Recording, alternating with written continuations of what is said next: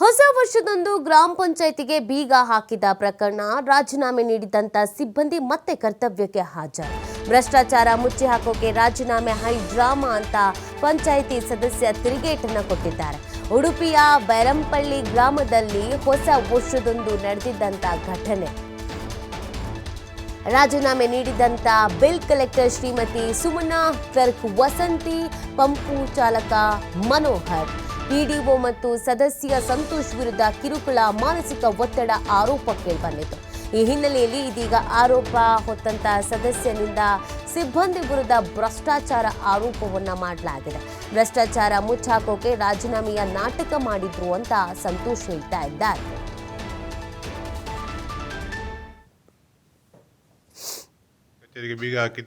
ಬಂದ್ ಮಾಡಿ ಗ್ರಾಮ ಪಂಚಾಯತ್ ವ್ಯಾಪ್ತಿಯಲ್ಲಿ ದಿನಾಂಕ 1/1/2025 ವರ್ಷದ ಪ್ರಥಮ ದಿನ ಪಂಚಾಯತ್ಗೆ ಬೀಗ ಜಡಿದಿದೆ ಎಂದ ಪಂಚಾಯತ್ ಕಳಗಳವರೆಗೆ ಪಂಚಾಯತ್ ಸ್ತಬ್ಧ ಆಗಿತ್ತು. ಕಾರಣ ನಮ್ಮ ಅಧ್ಯಕ್ಷರು ಈಗ ಆತರ ಇದು ಮಾಡೋ ಇದು ಉಂಟಾ ಪಂಚಾಯತ್ ಪಂಚಮದಿಂದ ಇರ್ತೇವೆ ಅನ್ನೋ ಕಾರಣಕ್ಕಾಗಿ ಸಿಬ್ಬಂದಿಗಳಿಂದ ರಾಜೀನಾಮೆ ಕೊಡಿಸಿ 1 ದಿವಸದ 2 ಗಂಟೆಗಳ ಕಾಲ ಪಂಚಾಯತ್ ಅನ್ನು ಬಂದ್ ಮಾಡಿ ವಿರುದ್ಧ ತನಿಖೆ ಹಂತ ಮುಗಿದು ಅವರು ವಿವರಣೆ ಕೇಳಿ ನಮಗೆ ಕೊಟ್ಟಿದ್ದಾರೆ ನೋಟಿಸ್.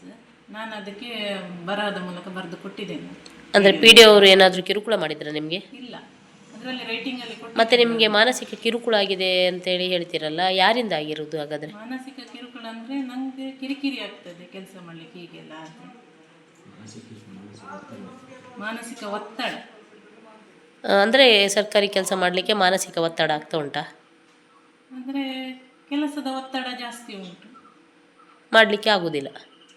ಈಗ ಕೆಲವು ಸ್ಕೀಮ್ಗಳು ಬರ್ತಾ ಉಂಟು. ಅಲ್ಲ ಮೇಡಮ್, ನಿಮಗೆ ಸರ್ಕಾರಿ ಕಚೇರಿಯಲ್ಲಿ ಕರ್ತವ್ಯ ನಿರ್ವಹಿಸಲಿಕ್ಕೆ ಒತ್ತಡ, ಕೆಲಸದ ಒತ್ತಡದಿಂದಾಗಿ ನೀವು ರಾಜೀನಾಮೆ. ಯಾರ ಒತ್ತಡ ಇಲ್ಲ, ಯಾರು ನಿಮಗೆ ಟಾರ್ಚರ್ ಮಾಡ್ತಾ ಇಲ್ಲ, ಇದು ಕೊಡಲಿಲ್ಲ, ವಿಡಿಯೋ ಮೇಡಮ್ ಕೊಡಲಿಲ್ಲ. ಮತ್ತು ಬೇರೆಯವರು ಯಾರೂ ಇಲ್ಲ? ಇಲ್ಲ, ನನ್ನ ಬಗ್ಗೆ ಇದು ಮಾಡಲಿಲ್ಲ, ನನ್ನ ವೈಯಕ್ತಿಕ ಇದರಿಂದಾಗಿ ಕೊಟ್ಟನು. ಮತ್ತು ಸರ್ಕಾರಿ ಕಚೇರಿಯ ಕೆಲಸಗಳ ಒತ್ತಡದಿಂದನೇ ಕೊಟ್ಟಿರೋದಾ? ಅವರು ವಿವರಣೆ ಕೇಳಿ ನಮಗೆ ಕೊಟ್ಟಿದ್ದಾರೆ ನೋಟಿಸ್. ನಾನು